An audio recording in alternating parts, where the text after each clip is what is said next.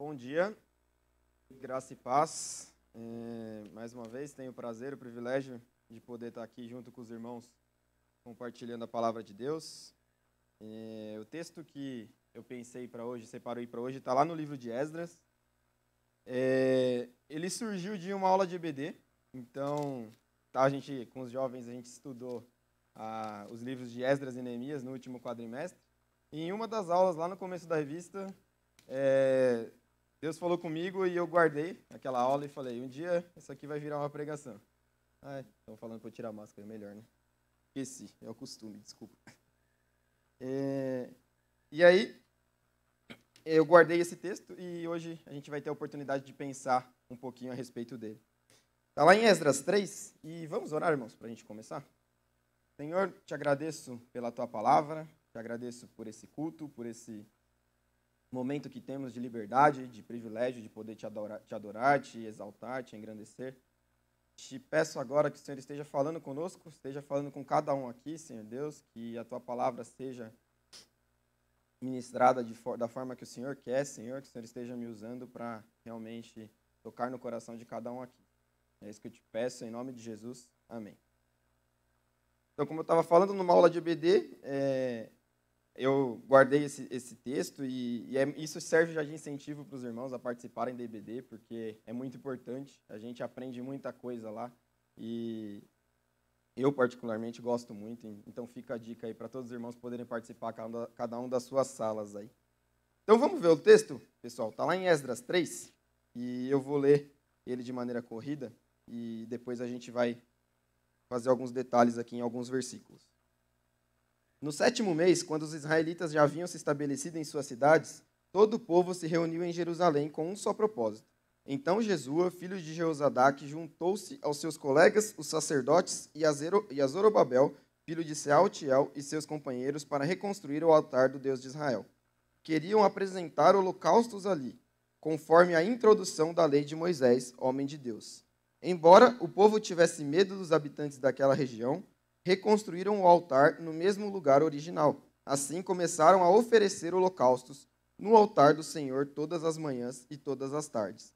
Celebraram a festa das cabanas, conforme prescrito pela lei, e ofereceram um número de holocaustos especificado para cada dia da festa. Ofereceram ainda holocaustos regulares e ofertas exigidas para as celebrações da Lua Nova e para as festas anuais do Senhor. O povo também trouxe ofertas voluntárias para o Senhor. 15 dias antes do início das festas das cabanas, os sacerdotes haviam começado a oferecer ao Senhor os holocaustos, antes mesmo de lançarem os alicerces do templo do Senhor. Então, contrataram pedreiros e carpinteiros e lhes pagaram com moedas de prata. Também compraram toras de cedro dos povos de Tiro e Sidom e lhes pagaram com alimento, vinho e azeite. As toras eram trazidas dos montes do Líbano e vinham pela costa do mar Mediterrâneo até Jope, pois Ciro, rei da Pérsia, havia permitido que assim se fizesse. A construção do templo de Deus começou no 2º mês do 2º ano depois da chegada a Jerusalém. O grupo de trabalhadores era constituído de todos que haviam regressado do exílio, incluindo Zorobabel, filho de Sealtiel, Jesua, filho de Jeozadaque, e seus colegas, os sacerdotes, bem como todos os levitas. Os levitas de 20 anos para cima foram encarregados de supervisionar a construção do templo do Senhor. Jesua, seus filhos e seus parentes, Cadmiel e seus filhos, e os descendentes de Odavias supervisionaram aqueles que trabalhavam no templo de Deus. Os levitas da família de Enadad os auxiliavam nessa tarefa. Quando os construtores terminaram os alicerces do templo do Senhor, os sacerdotes puseram suas vestes e tomaram seus lugares para tocar as trombetas. Os levitas, descendentes de Asaf, fizeram soar os símbolos para louvar o Senhor, conforme o rei Davi havia prescrito. Com louvores e ação de graça entoaram esse cântico ao Senhor.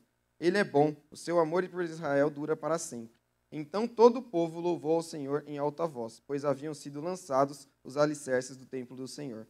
Muitos dos sacerdotes, dos levitas e de outros chefes de família mais velhos que tinham visto o primeiro templo choraram alto quando viram os alicerces do novo templo. Outros tantos, porém, gritavam de alegria. Os gritos alegres e os choros se misturavam num barulho tão forte que se podia ouvir de muito longe. O texto é meio longo, mas a gente não vai olhar todos os versículos, a gente vai ver alguns pontuais, mas era importante a gente ler para a gente poder entender o contexto do que estava acontecendo. O povo de Israel havia acabado de retornar do exílio babilônico. Eles tinham passado 70 anos no exílio babilônico e tinham acabado de voltar para Israel, para Jerusalém. E ali o que eles encontraram? Eles encontraram um lugar destruído, um lugar devastado, um lugar em que não existia mais templo, não existia mais moradia, não existia mais nação, não existia mais nada. Estava tudo um desastre. Então, quando a gente olha para Esdras e Neemias, a gente precisa entender que eles falam muito sobre recomeço, sobre reconstrução, sobre reavivamento, sobre restabelecimento. É tudo em volta de começar do zero. E é isso que eu queria que a gente pensasse hoje. Quando a gente olha para o nosso tempo, para o nosso ano de 2020, para a grande maioria das pessoas, foi um ano muito difícil. Foi um ano que realmente muita gente perdeu muita coisa. Perdeu parente, perdeu pessoas ligadas, conhecidas, perdeu emprego, situação financeira destruída, piorada. Foi um ano muito difícil para todo mundo, não só para nós como país, para nós como igreja, mas para o mundo. Foi um ano bem catastrófico, porque ninguém esperava ter passado por isso. E quando a gente olha para 2021, com a esperança que a gente tem no Deus que a gente segue, a gente pensa num ano de recomeço, na maioria das vezes.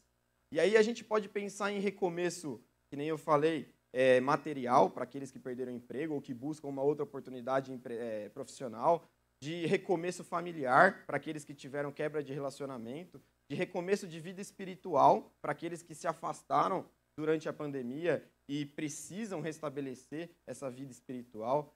Cada um aqui, se olhar realmente, consegue encontrar uma área na sua vida que é preciso recomeçar. E eu estou falando em recomeçar porque aqui a gente está falando para irmãos cristãos, a maioria das pessoas que nos assistem também na internet são cristãos, mas também serve, se você ainda não teve um encontro com Cristo, serve como uma primeira experiência. Tudo que a gente vai falar aqui serve também para aplicação para aqueles que ainda não têm um encontro com Cristo. E quando a gente pensa nesse recomeço em que o povo voltou, eu vou dar algumas características de como a gente precisa recomeçar ao lado de Deus para poder dar certo. Não importa qual seja a área, a gente pode aplicar todas essas características em todas as áreas da nossa vida. E isso vai ser muito útil e a gente vai estar recomeçando da forma que Deus quer. A primeira característica que eu quero salientar aqui, ela está logo no versículo 1, que fala que todo o povo se reuniu em Jerusalém com um só propósito. É a unidade, gente. O povo de Jerusalém havia voltado, eles tinham uma grande tarefa pela frente. Eles tinham deixado, uma parte do povo tinha ficado na Babilônia, não quis voltar junto porque estava estabelecido lá. Então eles estavam em menos pessoas do que eles eram antes e sem nada. Eles precisavam começar. Eles tinham um trabalho gigantesco pela frente. Sabe quando você olha, você se encontra com um problema, você olha para frente e você fala, o que eu faço? Eles estavam assim. Eles tinham que reconstruir tudo. E a primeira tarefa que eles vão fazer é reconstruir o templo. Porque o templo significava muito para o povo de Israel. Significava a presença de Deus no meio deles. Significava a bênção de Deus no meio deles. E eles precisam reconstruir o templo. E a primeira coisa que eles fazem é se unirem com um só propósito. A gente tira que a gente precisa ter unidade se a gente quiser recomeçar. A gente não foi criado para viver sozinho. A gente foi criado para viver em comunidade. A gente foi criado para viver em família. A gente foi criado para viver em comunhão uns com os outros. E a pandemia, infelizmente, atrapalhou muito isso. Por questões físicas, é lógico, a gente precisou ter o distanciamento social, o isolamento social, mas também afetou muito na questão psicológica. Com esse afastamento, a gente colocou na nossa cabeça que é possível viver sozinho. E não é possível.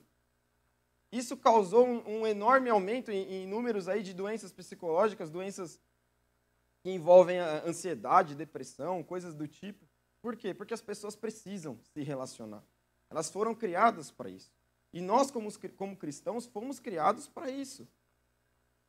Com a pandemia, e com esse distanciamento todo, a gente pode ter esfriado.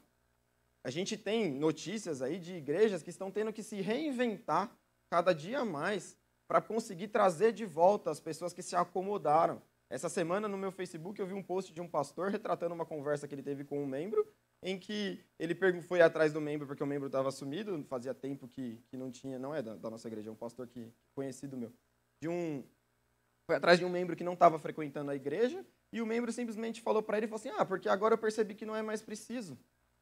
Não é mais preciso ter esse contato. Eu assisto, eu escolho a pregação que eu quero na internet, do pastor que eu mais gosto, coloco lá, ouço e pronto, fui alimentado. Infelizmente, é uma característica que tem crescido na forma que a gente tem vivido. E a gente não foi criado dessa forma. A gente não foi criado desse jeito. Obrigado. A gente não foi criado para viver dessa maneira.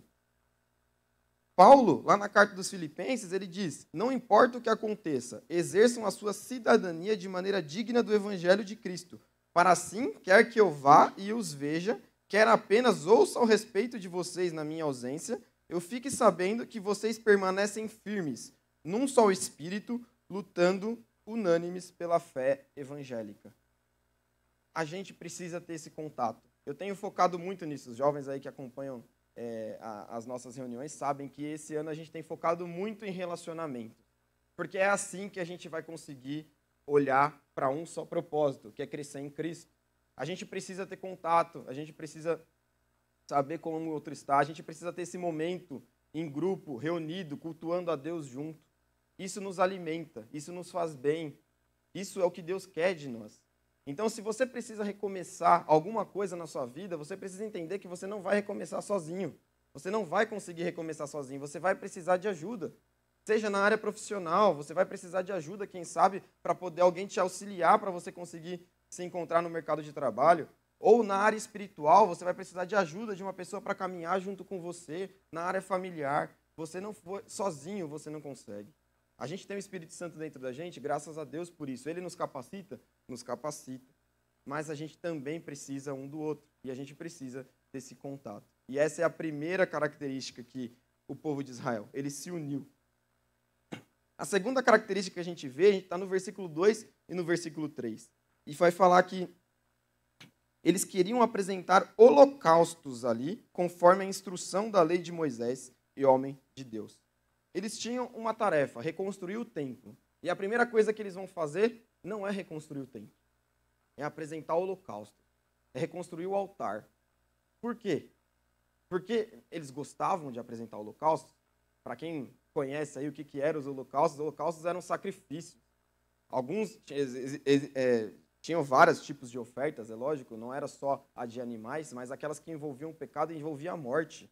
A pessoa tinha que colocar a mão na cabeça do animal para se identificar com o animal e o animal ser morto por causa do pecado dela. Muitas vezes ela mesma tinha que cortar o pescoço do animal e o animal era queimado na frente dela. Por quê?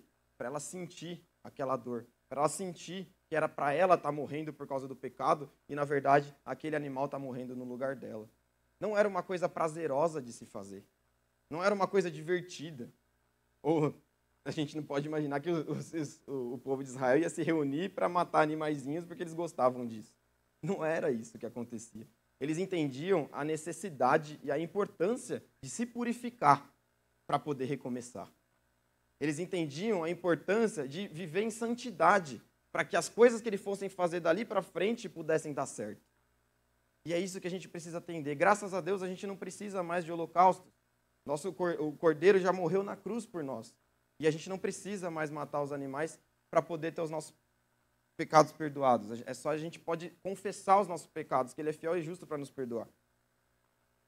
Só que a gente precisa se arrepender dos nossos pecados para poder seguir em frente. Se a gente não se arrepender e continuar com os mesmos pecados que a gente cometeu antes de recomeçar, o fim vai ser o mesmo. Provavelmente as consequências serão as mesmas. Provavelmente as punições serão as mesmas. Então, assim como o povo de Israel, antes de mais nada, ofereceu holocaustos, ofereceu sacrifícios, pediu perdão, se purificou, a gente como igreja, a gente como cristão, a gente precisa levar a sério a santidade e a purificação. Senão a gente não vai conseguir recomeçar. A gente não vai conseguir recomeçar empresarialmente, profissionalmente, se você continuar cometendo os mesmos erros e os mesmos pecados que você cometia antes. Você não vai conseguir crescer profissionalmente se você continuar pecando da mesma forma que você pecava no seu outro emprego, ou na sua outra empresa, ou no seu outro cargo. Você não vai conseguir recomeçar o seu relacionamento em família, com a sua esposa, com o seu marido, com seus filhos, se você continuar pecando da mesma forma que você pecava antes. Você não vai conseguir recomeçar nada continuando com os mesmos pecados. A gente precisa confessar, a gente precisa se quebrantar, a gente precisa assumir um compromisso de viver diferente. É claro que a gente vai continuar pecando e a gente vai cair, a gente vai falhar, mas Deus perdoa, Ele conhece o nosso coração.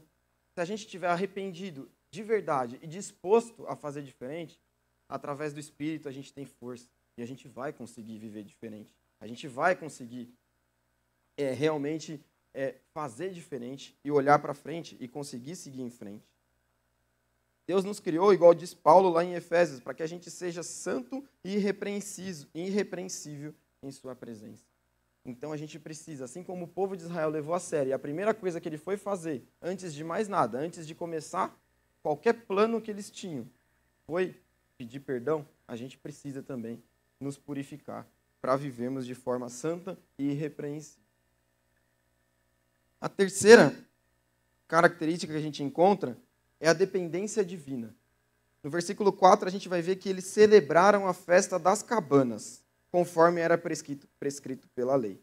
Quando a gente pensa em avivamento, quando a gente pensa em recomeço, a gente, como igreja, na maioria das vezes, né, como juventude mais ainda, a gente pensa sempre no quê? Em eventos, em festas, em fazer reuniões para que os jovens saiam motivados, ou então que a igreja saia motivada a seguir em frente. Isso é válido? É válido. Tem seu objetivo, tem sua função, tem seu valor. E aí, às vezes, a gente olha para o texto e a gente fala, foi isso que eles fizeram.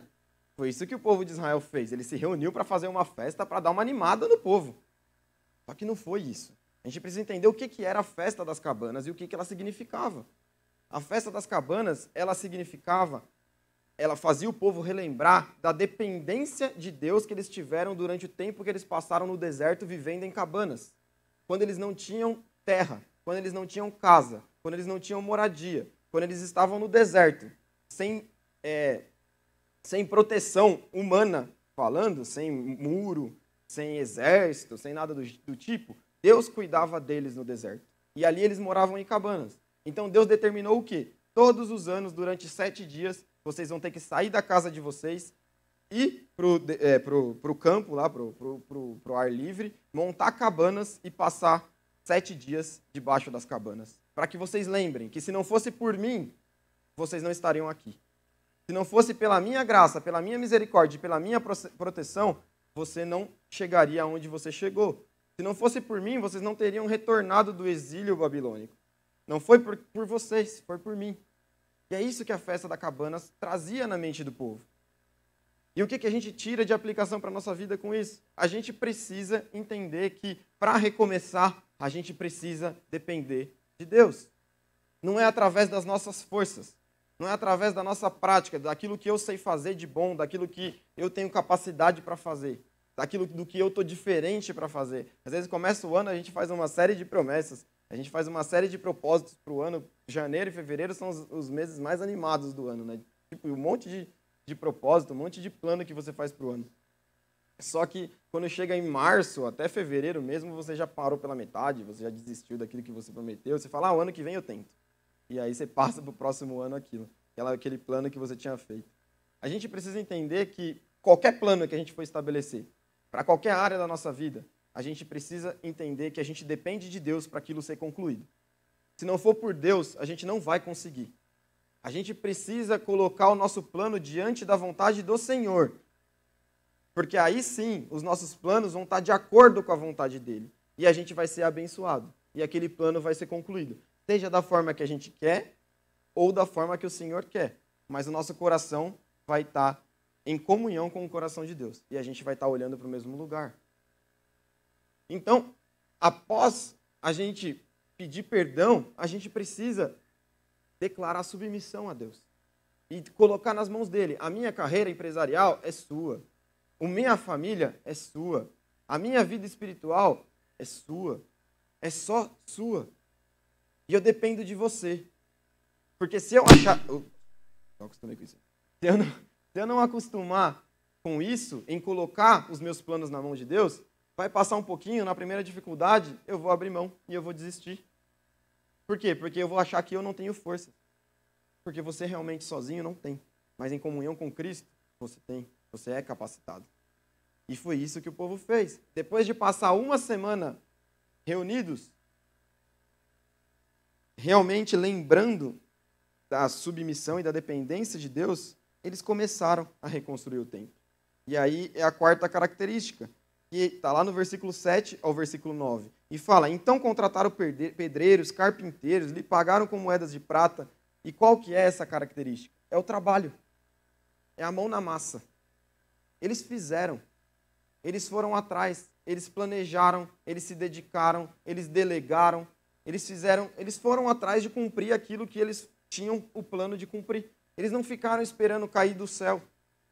Eles não ficaram reunidos esperando Deus mandar um templo, fazer assim plim plim e aparecer o templo para eles. Eles precisaram trabalhar. Eles colocaram a mão na massa.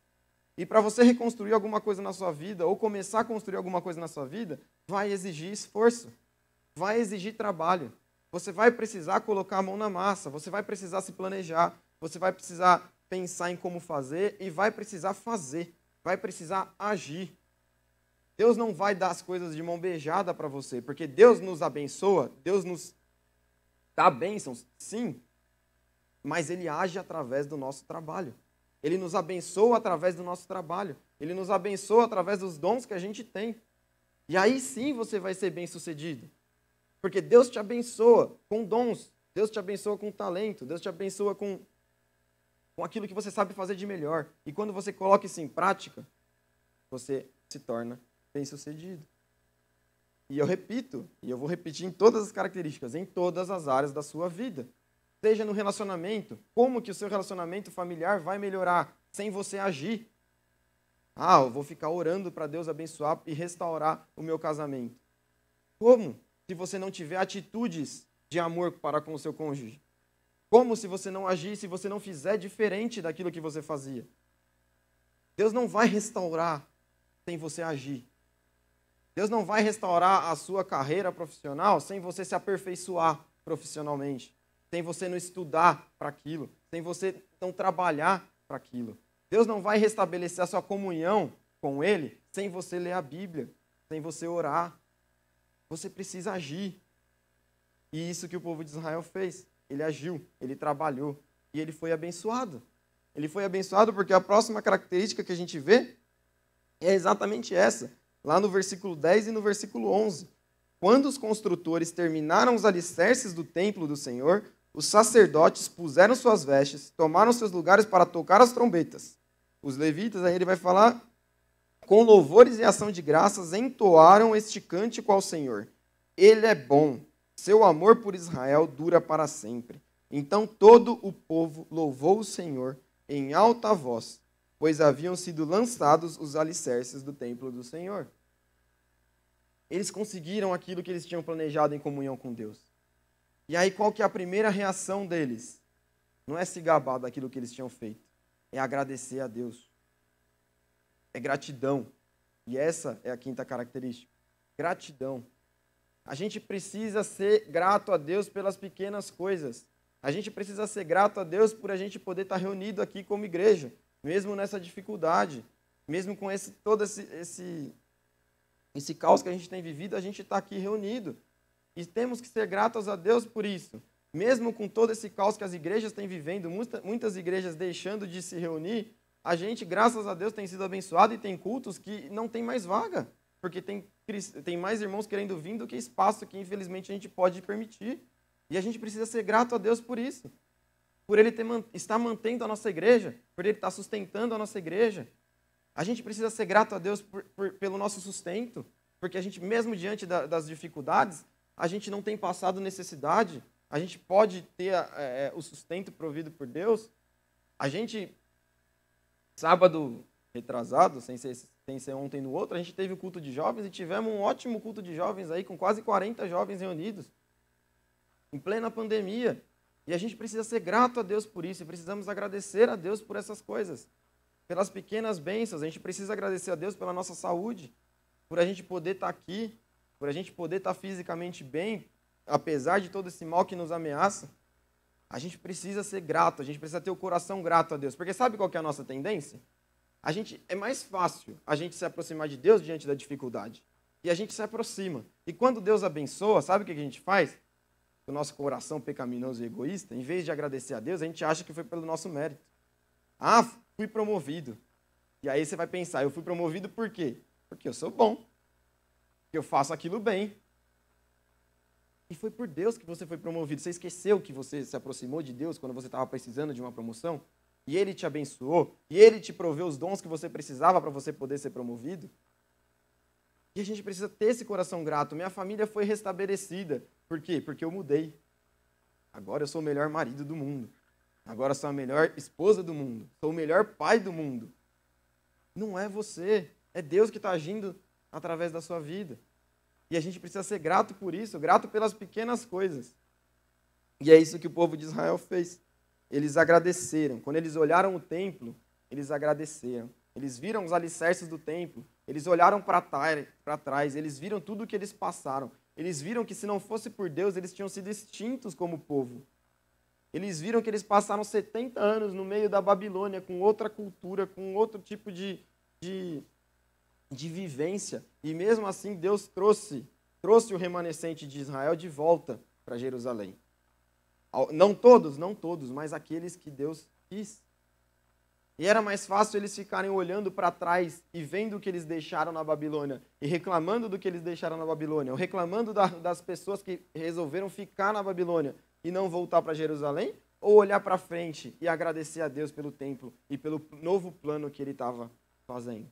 É mais fácil a gente olhar para 2020 e ficar se remoendo com as nossas dificuldades, com as nossas marcas que 2020 pode ter deixado em você, pensando na tristeza que 2020 pode ter trazido para você, ou olhar para 2021 com gratidão, porque Deus te sustentou até aqui e você tem uma oportunidade de fazer diferente em 2021. Você tem uma oportunidade de fazer um novo templo na sua vida.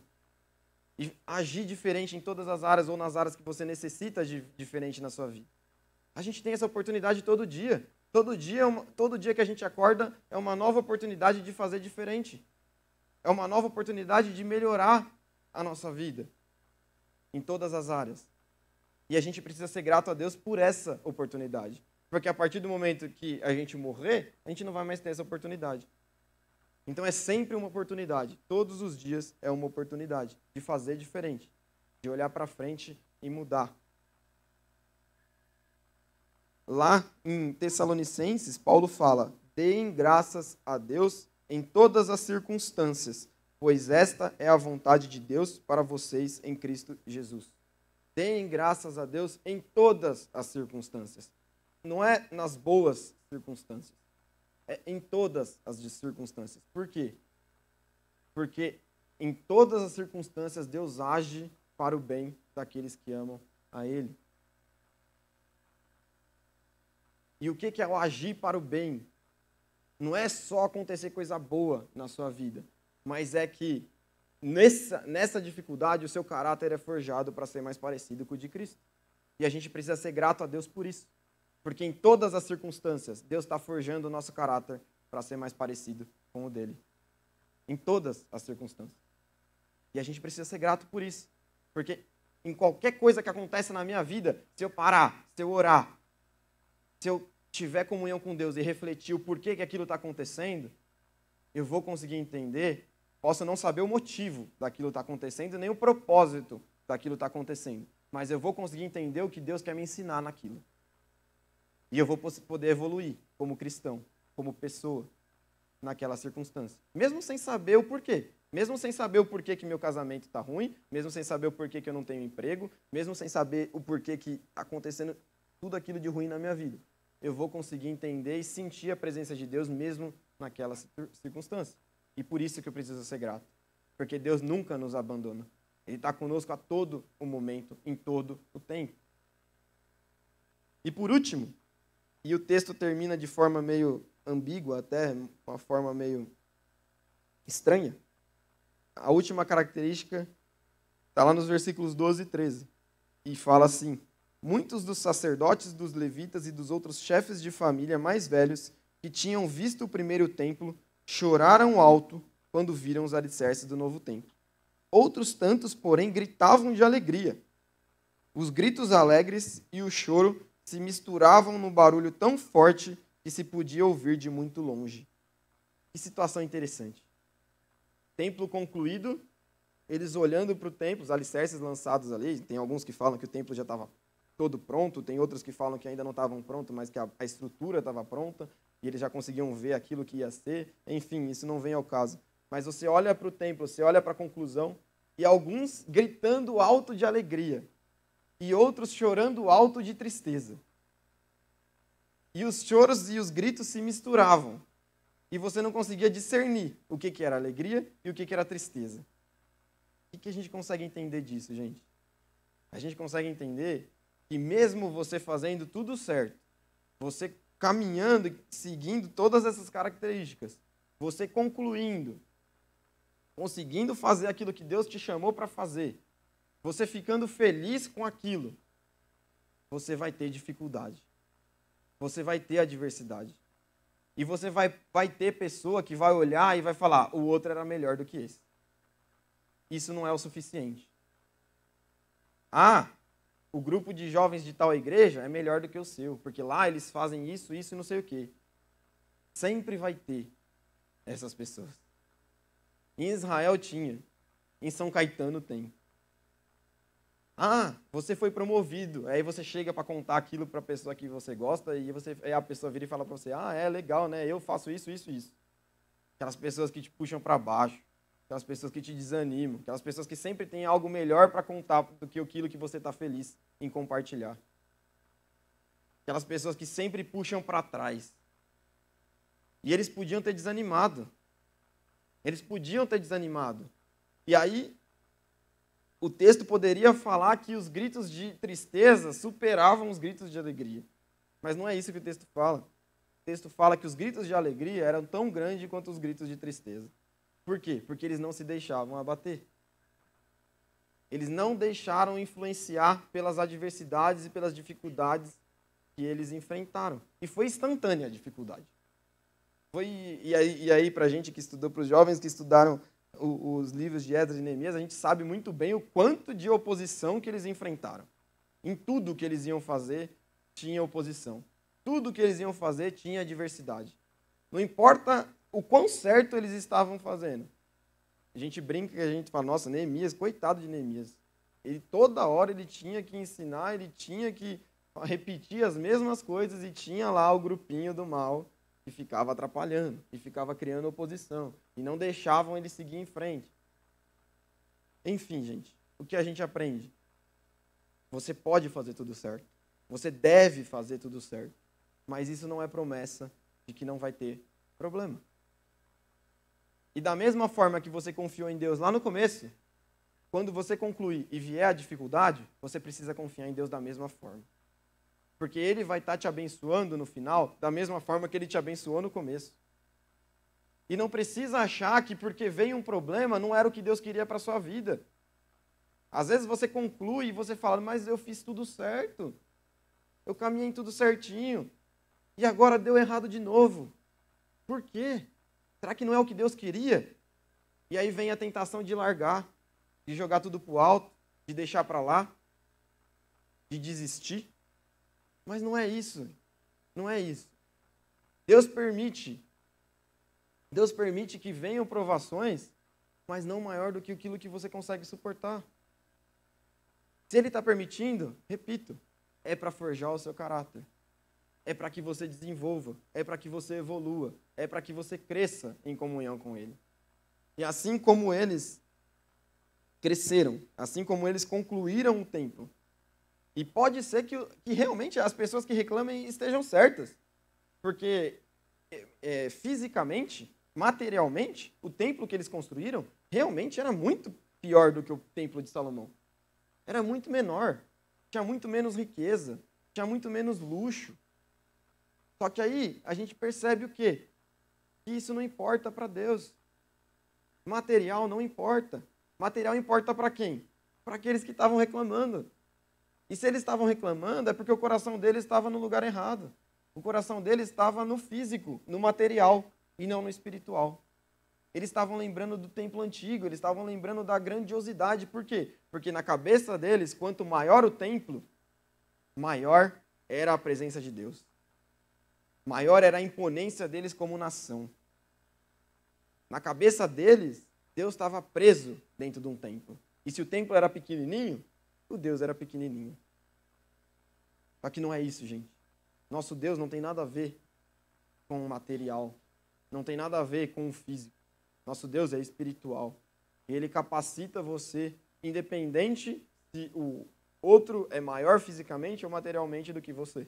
Do que o seu concorrente é maior espiritualmente ou materialmente que você. Ele nos capacita. Ele nos dá força. E a gente precisa ser grato e seguir em frente. E olhar para frente. Senão a gente vai ficar se remoendo com o passado, com aquilo que aconteceu de errado. Ontem nos casais a gente falou, a gente olhou para Adão e Eva e às vezes a gente esquece disso, né? Adão e Eva seguiram em frente. Se eles tivessem ficado presos ao pecado que eles tinham cometido, e ó que foi o pecado, hein? Não foi qualquer pecado, foi o pecado. Traz consequência para a gente até hoje. Então foi o pecado. Imagina se eles tivessem ficado olhando para trás e entrado no quarto e ficado chorando pelo pecado que eles tinham cometido. Eles se arrependeram, se uniram como casal, olharam para frente e seguiram em frente. A gente precisa olhar para 2021 e seguir em frente, como igreja, com relacionamento, com contato, com unidade. E assim a gente vai conseguir crescer e a gente vai conseguir caminhar para frente. Amém? Vamos orar, gente?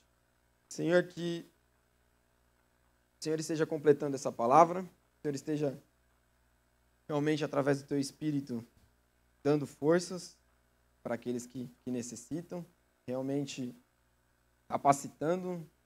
A gente sabe que, às vezes, são muitas informações, mas sabemos que o Seu Espírito pode completar isso no nosso coração e nos dar forças para seguirmos em frente. Que o Senhor realmente esteja nos perdoando pelas nossas falhas, pelos nossos erros, e que, assim como o povo de Israel, quando estiveram diante da dificuldade, da reconstrução, do recomeço, a gente também possa aplicar essas características e fazer um 2021 diferente. Seja qual for a área da nossa vida. O Senhor esteja nos capacitando, nos dando forças, nos dando paciência, nos dando alegria, Senhor, para olharmos as pequenas coisas, as pequenas bênçãos e agradecermos ao Senhor por isso. O Senhor realmente esteja nos direcionando, nos dando o caminho certo, para que a gente possa viver um ano de comunhão contigo. É isso que eu te peço, te agradeço em nome de Jesus. Amém. Amém.